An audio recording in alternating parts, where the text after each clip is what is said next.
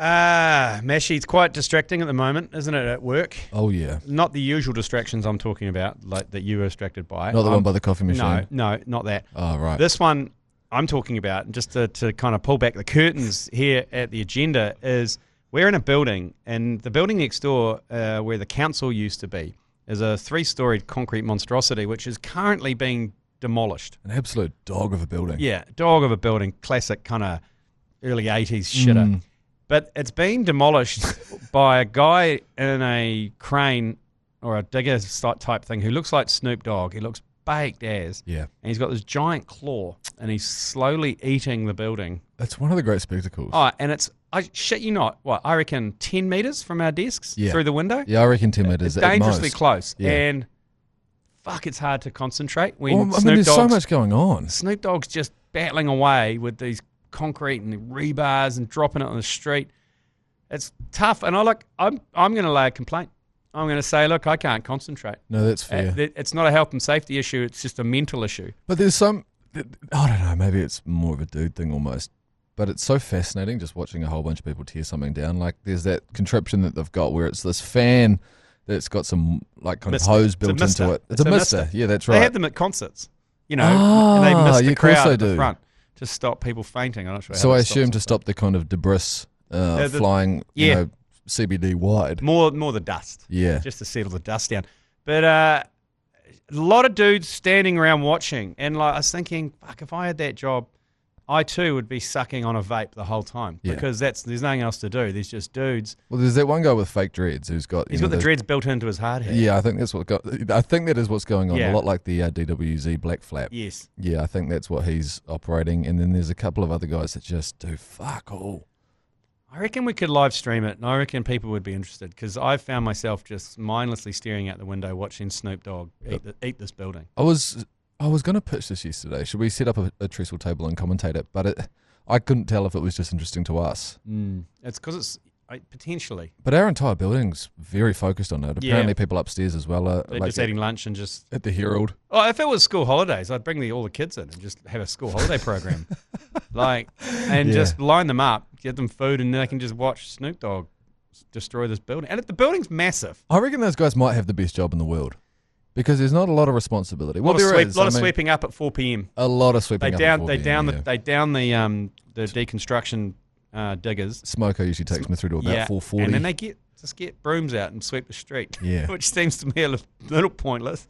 But I think it's maybe some sort of council thing where they have to tidy the street. And meanwhile, there's a fucking abomination. It looks like fucking Gaza at the moment. Yeah. It does. Why don't they blow things up in this country? We don't. You can't blow it up. There's buildings all around it. Joe Jerry wants to see a Miley Cyrus, styled. No, JJ Feeney did ruin that. Oh, no, remember right. JJ Feeney on the edge? Yeah. Yeah, she got nude and rode a wrecking ball, and it just ruined wrecking balls. They cancelled wrecking balls. Yeah, a lot like How to Dad ruined cricket for me. Yeah. JJ Feeney did ruin that. I saw her the other night in the wild. Ponsonby Countdown. Is she still astride a wrecking ball, or is she? No, she was not. She was not tethered to a wrecking ball. She was with Manu. Tethered to Manu. Is that the name of her partner? Interesting. The young Algerian couple. Refugee. Yeah, and the way they operate around the supermarket was fascinating.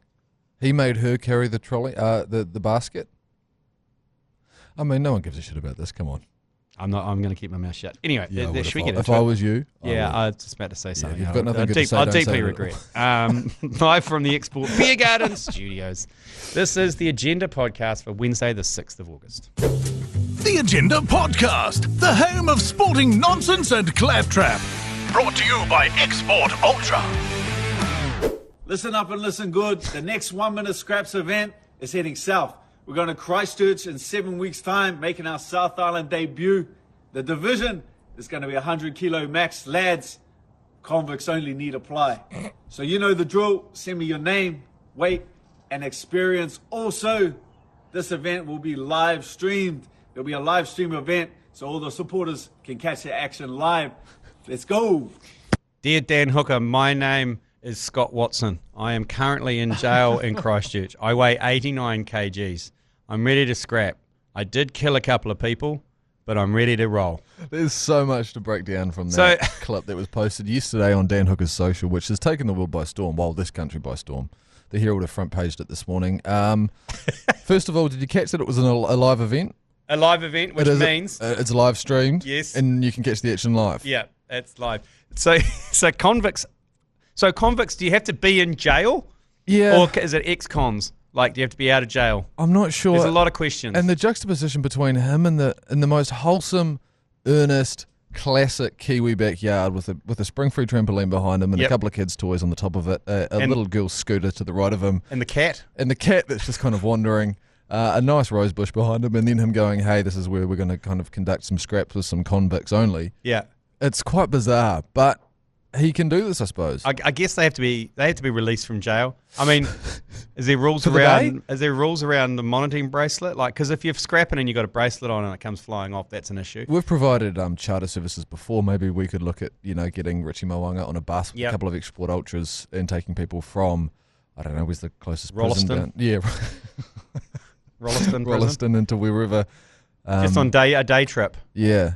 What about, are we talking blue collar or white collar crimes? Also, I mean, maybe both, G Lane. Would they welcome a pedo? Oh, interesting. I mean, I feel like a target might be on his back. Yeah, I mean, there's 32 people here. 32 people here. I'd say that 31 of them would turn on the one. Something that took my eye, though, was in the caption. What about shoplifting? What about like a small misdemeanor like urinating in public? Yeah, well, yeah. Does diversion count? Why do they have to be convicts? Why do they have to be convicts? Just a bit because we're talking about just it. Just adds a bit of something to it. Okay, right. It's a bit of marketing. It's great. Fair. But I just really want to dig into the deep. What kind of convictions are we talking? Is there going to be a restriction like sexual crime? Maybe we'll pump the brakes on that. I'd like to see a couple of pedos in there just so they get fucked up. Okay, but what if they win? And then what? I mean, what does that do? What does that say about the pedos? You can't reward them, can you? Yeah, no. Can't give a pedo 50 grand. What is he going to do with 50 grand? He's going to go off like a fucking kid in a lolly shop. Literally. I applaud you for keeping quiet during the JJ Feeney conversation. Should I stop now? I feel like, if we continue on this path for too long, we're going to get ourselves into some hot water. But I think, from what I understand... Well, I can't compete, obviously, because I've got no criminal charges. So, I mean, I'm out. I'm out. Do you not have a single conviction? Oh, look. There must have been I don't have a some conviction. kind of drinking situation at some stage. No, a few warnings, but I've never had a conviction. A couple of warnings. I've never sat in front of a judge. The part that caught my eye was in the caption of Dan Hooker's video. It read that it's going to be a 32-man battle royale style fight, which implies that they're just going to drop 32 convicts into a backyard and go. Away you go, guys. I think he's got things confused a little bit in terms of the delivery of what a battle royale is. Okay. I think that as well. That's WrestleMania. That's WrestleMania. Yeah. I don't think he's thinking it's a WrestleMania. I think it's just 32 fighting it down to 2 for the 50 for 1 minute. Okay. So it's the 1 minute scraps. Yeah. But I think he's just maybe used some terminology that's confused with WWE and obviously the convict side of that. Do they have to be in jail and release, or are they ex-cons? And I want some clarity. Okay? What about your David Baines, who were once convicts but now apparently? No, they haven't found him not guilty. So potentially, I mean, he's got a long reach. He's got a good reach. I think there's definitely a couple of celebrities they could put in there for sure. Some celebrity convicts. You got Manu Vatuvai. He'd go in there. He'd go. You wouldn't want to scrap him. No, fuck no.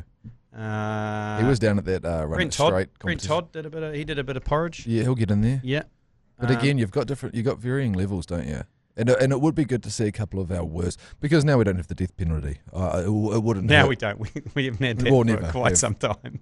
It's been a while. I love it how you just like I just got voted out in the last government. I mean, we've been fucking hanging people down the front by the naval base for years. This would be just about as close as it gets, for our worst convicts. It would be a great opportunity to take like 5 or 6 of the worst, the worst, and just shove them in a battle royale with some big.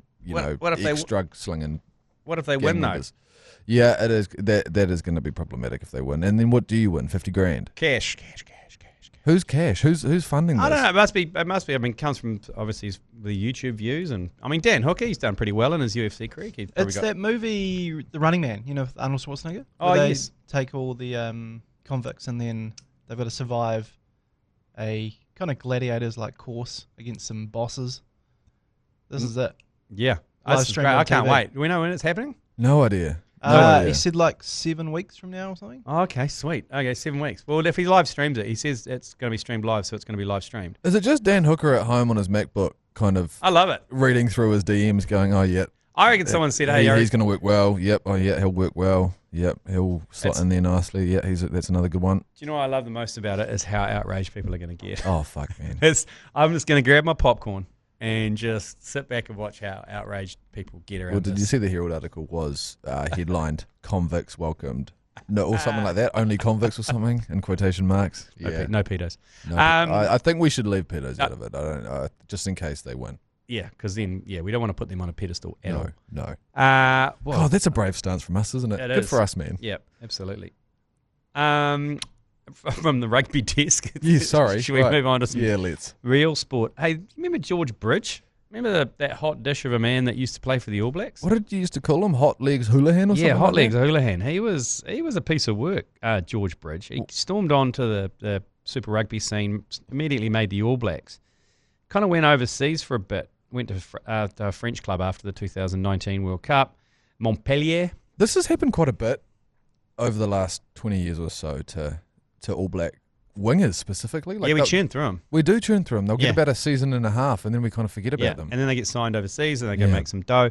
Anyway, he's come back and stuff of like a real fucking sweet drive-by of the Western Wounders, of the Western Force, the Western Weakness. They've said, this is the headline, 19-cap All Blacks signs with Australia's worst Super Rugby team.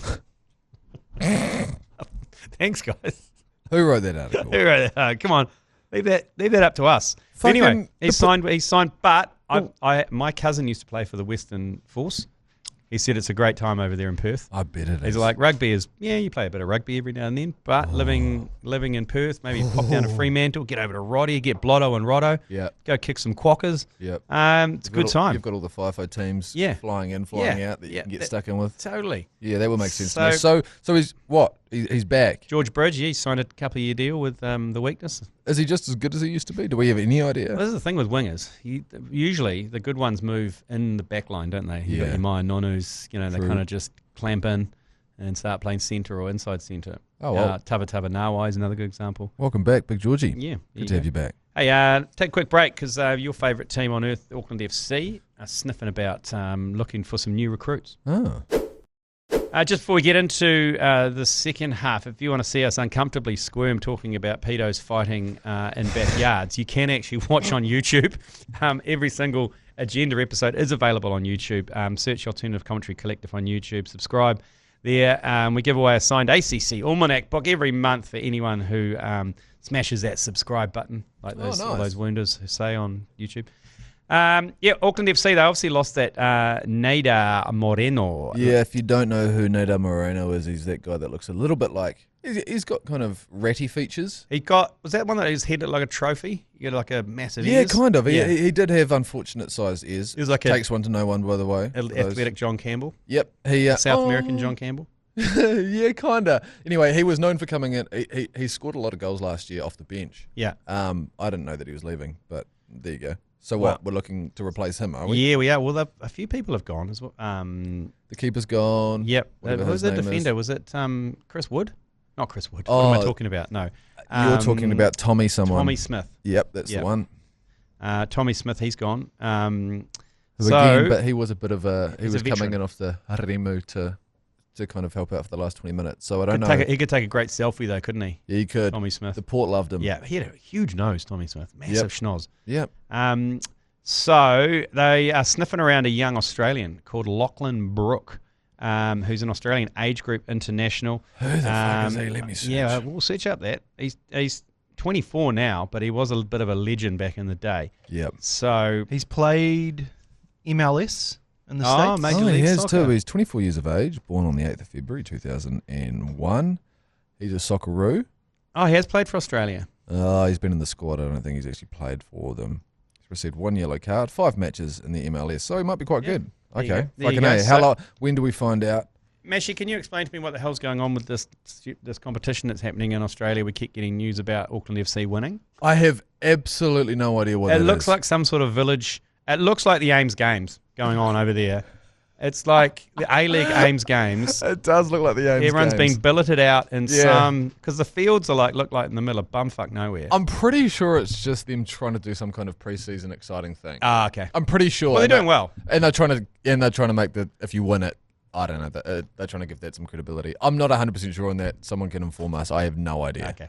Yeah. Okay. But you're right. You do see like the social footage that is coming out of that Grainy. is amusing because it's grainy and there's a weird amount of people watching, like a few more than mums and dads. senior football, but mums and then dads. a hell of a lot less than an A-League game. And in rugby league, the Warriors doesn't get much easier for them. This weekend they got Canterbury Bankstown. They got the Bulldogs. Yeah. Who they're the kind of story of 25 at the NRL, the doggies.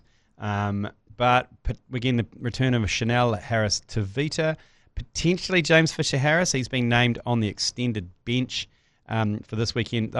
They need him. They need him for this game because they could be facing a three in a row because they're playing away at the doggies. It's these games you can't help but look back to the Titans game, for example, and that loss. Yeah. And go, shit, I know, we really could have done with it. Because Nervous. now we're heading into this week against the doggies, top of the table, and we're in a situation where we need to win it. Yeah, and in international league news, My favourite. Tonga and Samoa will play in this year's Men's Pacific Championship. Okay. Sydney are going to host the grand final, despite the defending champions Kangaroos not taking part in the tournament. Okay. Right. That's just so Aussie. The Kiwis will host Samoa at Mount Smart on October 19, and then Tonga at Eden Park on November the 2nd. So you watch the residents of Mount Eden lock the doors and windows and sit on the balcony with a shotgun and a rocking chair for that one. It's a little bit like when, was it the 2015 Cricket World Cup, when Aussie was so gracious. God, it was so nice of them to accommodate the Cricket World Cup final. Yes. And no other fixtures that game. And it's like, oh, come on. We're kind of missing the point here. I get that you've got a couple of big stadiums and you like to think, They can flex on us. They got way better stadiums than the us. capital of They got rugby way league. better. Yeah, but still, it's not really the point to me. It's our fault. If we had maybe a covered waterfront stadium in Auckland, hey, they might go, hey, it's a pretty mean stadium. We might play there. But we don't. Yeah. But if it was $15,000 like we've been, shouting, 15,000 capacity like we've been suggesting, they still wouldn't. No, that's true. Hey, but that Tonga game, I love it when Tonga fans come out. Oh, I love yeah. it. Full Ricky Bobby, full Tongan flags over the windscreen. Yeah, I lived Hanging. down Onehunga and holy So good. shit. I love it. Yeah. It just shows us A up. lot of Celine Dion coming out of the roof of Toyota Wishes. A lot of primary school missing their tannoys to announce the end of lunch breaks, shit like that. It's hell of a week. Whenever there's a Tongan test, I don't sleep for the week leading up. Yeah. Sweet. So that's something to look forward to in October, November. A lot going on in October, November because we've got the cricket. Yes. So we've got basically Australia and England and West Indies all coming. And that all happens kind of October, November. Plus we've got the Northern Tour happening. So All Blacks looking for the Grand Slam with Ireland, England, Scotland, and I think France, Wales or some. Yeah, so Wales in there. That's all going on at that time as well. So, and then we've got Rugby League. We've probably got the grand final happening early October. You've got Bathurst happening in early October. And then you've got all this international rugby league happening in October. And probably I think that's about when the Formula One wraps up too, around then. So she's going to be fucking hell of a end of year. What a summary from you. Yeah. Whenever you mention Bathurst, I get the immediate shakes. And was it because we did some kind of we did a commentary watch-along. Yes. like after a massive night or something? Huge night. What was that? Christmas party. Oh, it was the Christmas party, and I we think it was came that. in, and it was no sleeps till completion for Bathurst, my wasn't God. it? Yeah, and we were just Storm Purvis. hanging face. Storm Purvis just bought a 6-pack of Cody's in, remember? Perv was here, that's Sarah, right. and she just cracked straight into the Cody's. We're like, hell yeah. She goes, Yeah. this is what you do when you watch Bathurst. I'm like, fucking hey, give me one of those. That's right. That was I like, drank about 47 beers that Oh my God. That's I a didn't real, get drunk. it's a real, like watching that end to end was like the 40-hour famine. I feel like we should have got sponsored for it. We should have gone around to the neighbours and say, I'm raising money for such and such for, I'm going to watch Bathurst. Can you pay me? I'll pay you $1 per lap, mate. In It's hindsight, $500. Storm Purvis walking through. I think it was the first time I ever met Storm. The next Silver Fern walking through with a half box of whatever they were under her arm. That at least made that day somewhat bearable. But now I can't hear Bathurst without just quivering. I think we should go over there. I'd love, because I mean the level of Bogan is far superior to here. Have you been to Mount Panorama? No, before? I haven't. I'd But love I've been go to the as well. V8s in Pukekohe and Taupo. Yeah. You know, and yeah, we punch above our weight in terms of Boganness. Yeah, totes. But I think Bathurst is like the utopia. Get your monster snapback on, mate. Fuck yeah.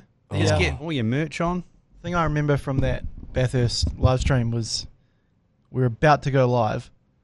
It was like we had that intro countdown animation thing, and Storm takes her mic off and goes to me, "What is this?" I was like, just chat. Just chat. let I mean, it's a valid question. It was a valid question because I had no fucking idea what we were doing either. I think it was just her and Keezy that just had to pad their way through the entire race. Well, you didn't have to talk. You just had to watch. Yeah. That was the thing. So if we are going to kind of do something for that again, if we can not be so heavily on the back foot. Was it a Christmas party? That makes a hell of a lot more Well, the sense problem now. is around that time, early October, is the 3 T20s against Australia. Oh, so And we will on be that hungover. Saturday, on the Saturday the 4th, we've got the Beige Day Out happening at the Beige Oval in Bay Oval. That's 20 years since that Beige game. Fuck yeah. So we're going to try and rename the Bay Oval. They don't know this. We're going to try and rename the Bay Oval the Beige Oval for Saturday, the 4th of October, for the Beige Day Out. There, I think we're broadcasting from the Mount as well, Nice. from Latitude Bar. Oh, there. So that's all happening early October as well. So fucking hell, buckle up. okay. And then the following week, I think that's when we go to Austin Shall we just get the plane in the on the air Beer now? Garden tour. Let's just get the plane in the Yeah, air that's now, for not God's sake. land the wheels on the 22nd of December because that's the last day of the third test against West Indies, and That's when the wheels are going down. that's Okay, when the wheels sweet. land, and then we all get dangerously sick for 4 weeks, and then we return to Yeah, work. that's Okay, fine. perfect. Okay, we'll go take a break. We'll be back with yours, please. Yours, please. Brought to you by Export Ultra. Radio, for those of you new to the podcast, this is our talkback line. This is a service we provide in which you can leave a message on any topic, really. It can be health related, it can be mental health related, it can be sporting related, it can be anything. All you do is press the microphone button in the bottom right-hand side of your iHeartradio app, and it automatically pops up onto our desk, and we play them out every week. If you haven't got iHeart, you can just DM us and put a voice memo in there. But here is the first one. We've got 6 to get through today. Yours, please. Mashy, Lane, Chop here, Winton, Black Flash. You need the ringers, whatever you fuck call them. I think this year, entertainment wise, we'll have to go Stuart McGill because he's bringing the heat. Yes. The big Manchester rider because he knows what's up. He loves it. And then I think fucking Slats. He's on a tear, so yeah, there you go, mate. Look, try to get one of those in, yeah. Nice. I see where he's going there, and I like the sounded like crows in the background. Yeah, there's a lot going on there. I think they were they might have been magpies, but they certainly sounded like crows. Now, I don't know crows in Winton, do they? I don't think so. No, when I've been down there a couple of times, I haven't noticed any Well, crows. you think Winton's in Canterbury, so Yeah. Stuart McGill and Michael Slater, interesting options. Not sure whether they've got bail yet. Those two might do by January. But that would be controversial to get Stewie McGill and Slats. I mean, it'll get headlines. But I don't think we mentioned it yesterday when we were talking about it. But Lou Vincent but he's not a wild card. Lou Vincent, nah, is he? he's just a cricket player. He's a good player. Fuck yeah, he's a good player. He'll play again, I reckon. I hope so. I hope he does Yeah. as well because have we also mentioned he's a Winton boy or he spent some time in Winton? Oh no, he was down in Lumsden. Lumsden. Yes, Lumsden, that's Yes. right. He was telling a great story when he had that lifetime cricket ban, whatever that means. He got a call up from a couple of the local Pakistani boys that were working on a farm there, and they used to go and play cricket inside an empty swimming pool. Have I told this story before? Quite, so people couldn't see. So that they He's couldn't allowed to see. play backyard cricket. I don't think he was actually concerned about people seeing him. Oh, It was okay. more that was the place in Lumsden that had a roof on it that you could play some cricket in. And he said that it was just fucking excellent batting practice because these Pakistani boys would just come in and bowl full tit with a tennis From ball 5 metres from out. 5 metres Yeah. away from him, and he'd just sit there just knocking it around all day inside a swimming pool while he was working on his house. What was it? Just the two that he suggested? Yeah, there? yeah, Slats, Michael Slater, And he said Stuart Jesse McGill. Ryder as well. Oh, no, Jesse Ryder would yeah, be a that good could be option. good. I mean, he could still hit a ball. What's he doing? I'm not sure. I Playing indoor cricket for New Zealand yeah, yes, yeah. I think he's in the still, world champs. does he still live out the Wairarapa region? That's where he originates from. But I don't know if he's back there or not. Still on Last the pitch? time I heard, he was in Hawke's Bay ages ago. Remember, we were there for the Tradies 11. Yeah, and he was playing club Club cricket. cricket. Yeah, I don't know Just where he is. smacking it around. Oh, I'm no doubt he's still smacking piss, but I mean, but he's staying out of the limelight. Yeah. That's probably the right move, isn't it? Yeah. Okay, next one. G'day fellas, Roy from the Tron. G'day, Roy. Just weighing in on a couple of nicknames for the new fellas. Oh, yeah, good. So we got Kyle Pesto, and for Muffaleo, I think it's got to be Moist Muffaleo. Give me your thoughts, just thought I'd weigh in on that one. Let us know. Chirp. No, good man. Thank you for Okay, that. Kyle Pesto and Moist Muffali. Well, I was on my run yesterday and I was having a listen back, Muffaleo. back to the podcast, and I feel like the Muff Man is right there. Yeah. The Muff, but just be called the Muff Man. And I'm not sure if we're going to go stoop that low, but the Muff Man amuses me slightly. And it's just on a similar. Muffaleo. Yeah, Moist Muffaleo. down a One other similar one we've name. had sent through is for Kyle Preston is Country and Preston. Country Is that a and South as in Island thing? Country and Or Western. Country Oh, and Western. sorry. Yeah. That's quite high level. Okay, that's some good work there. Okay, so that was just two suggestions. okay. Okay, sweet. Yeah, I think something around the muff is good. I think something around the muff is Muff weird. Diver. Yeah. Yeah. I mean, Muffin Top. is he running a muffin top? He's a front rower, isn't he? The muffin top. Is Muffaleo? He's a prop, isn't he? This is Oh, dangerously yeah, testing. jeez. Dangerously testing. Hang it. on. Right out of our depth here now. Okay. All right. Okay, we'll move on then. Have you got any more suggestions on nicknames? Let us know, because we've got Cole Preston. We've got Leroy Jenkins. Oh, we call him Leroy Jenkins, Leroy Carter. I'm Yeah. not sure if many people get that one. Leroy Jenkins is going to be. And I had to then, have it explained to me, but and that's then right. you've got Cole Preston. You've got Country and Preston is quite good. Muffaleo. Who was it? Who's the other one? Oh, Simon Parker. Giant Spider-Man, whatever. Yeah. Or giant gay comedian, Chris Parker. He is tall, Chris Parker. Not as tall as Simon Parker. What, the Simon Parker, this rugby Simon Yeah, Parker? yeah. How tall is Simon Parker? Uh, Are we sure he's not as tall as... Chris Parker's pretty tall. I reckon Chris Parker's probably 6'5", 6'6". so stand up blindside. I don't know. I'm just. Okay, keep spitballing. We'll come back to that. Black Clash guest players. Yep. Brad Haddon. Oh, He'd love to come over here Yeah. and get amongst it. Fuck, Who would knows abuse him? him. Fuckwit. Be good to give him some shit. Yeah. Failing that, Andrew Johns. Yes. Great man. He Oh, played a good game one. for New South Wales back in the day. yes. And T20 was in his earliest, I'm pretty sure. And also get together a fucking tour for the Boxing Day test next year. I'm on, let's go. Yeah. Nice. I like a suggestion, Brad Haddon. My only fear of Brad Haddon. The leagueies I are good. I mean, my hatred for Brad Haddon runs deep. Yeah. Like, ever since he knocked the bails off with his gloves and claimed he bowled someone at the MCG, to him, that celebration post World Cup win in 2015, just as Is it controversial to say that to me is more upsetting than the underarm bowl? Is that kind of anti-Kiwi of me to say? yeah. Because a small part of me actually goes, when I watch that underarm ball back, I see how they did that. Well, they weren't breaking the rules, were they? No, they weren't. But Brad Haddon, But he was breaking the rules. That was fuck, he used Anyway. to piss me off. He was a... my issue with that is if he comes out here and he's a really good guy, Yeah. and he, and I go, oh, he's actually a good guy. That's what gives me the fear, that he comes out and he blows every myth out of the water, and it's actually, I mean, he would get a lot of shit when he was out here, but he'd be the kind of guy, I reckon, who would take it and give it back and then look like a really good bastard. Yeah. And then I'd hate myself for it, and I go, God damn it, I liked hating him, and now I like him. Yeah, I'm the same as you on that, Joe. So I prefer to hate him. Well, we have an inside man. Oh, with yeah, Brad Joel Haddon. Harrison, Pants Man. Pants Man. He's Oh, his yeah, so producer. he works on his produces the podcast now, eh? podcast, yeah, So so- what does Pantsman have to say about Brad Haddon? He said he's a good dude. Yeah, see, this is the problem. Yeah. But I mean, he's not a judge of good character, though. The No, Pants he's Man. not. He's a shocker. Like, he's a Yeah, no. shocking judge of No. character. Yeah, God, no.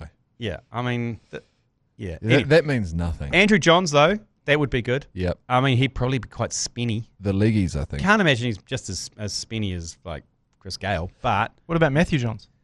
Matty Johns, yeah.